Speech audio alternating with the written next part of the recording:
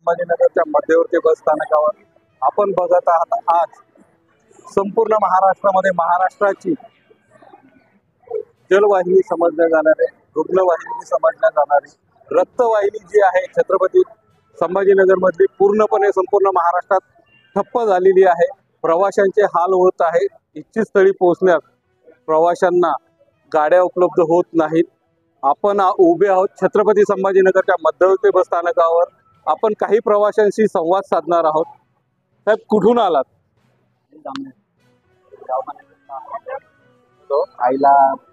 आईचं ऑपरेशन होतं कानाचं। आज ऑपरेशन झालं, डिस्चार्ज घेऊन आला। संपामुळे जायचे वांदे, आता जायचं कसं कळे ना। खाजगी वाहनाने जायचं झालं तर हाल आहे, रिस्क आहे। संपामुळे फार मोठं। आपण कधीपासून बसला इथे? मी आता अर्धा तास बसलो। गाडी नाही भेटली तर काय आता सूचना काय कळना कसं जायचं काय।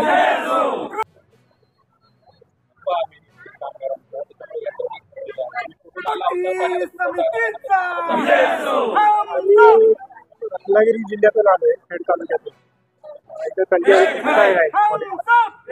पुण्याला आलो होतो, आल्यानंतर स्टँडवर अचानक कळलं की संपायन गाड्या बंद आहे।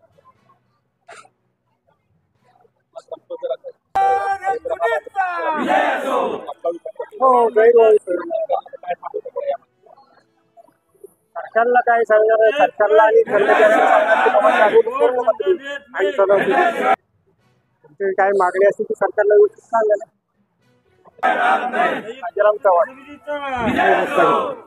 मी पैठणवरून आले, बुलढाण्याला जायचंय।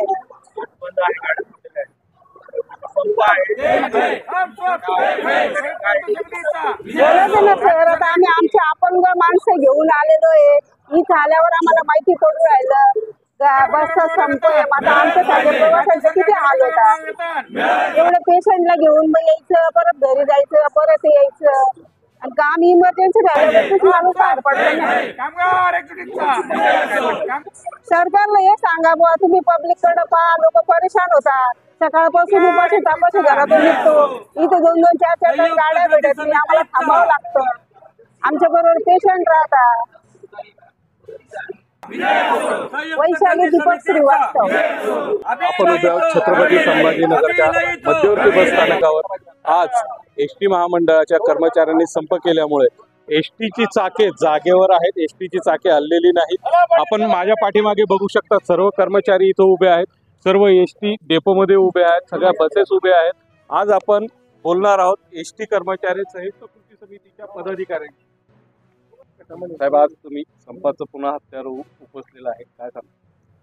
गेल्या 7 तारखेला माननीय मुख्यमंत्री महोदय तसेच दोन्ही उपमुख्यमंत्री तसेच त्यांचे सर्व सचिव त्या ठिकाणी उपस्थित असताना संयुक्त कृती समिती सोबत त्यांची बैठक झाली आणि 20 तारखेला एसटी कामगारांचे प्रश्न मार्गी लावू असं आश्वासन तसंच लेखी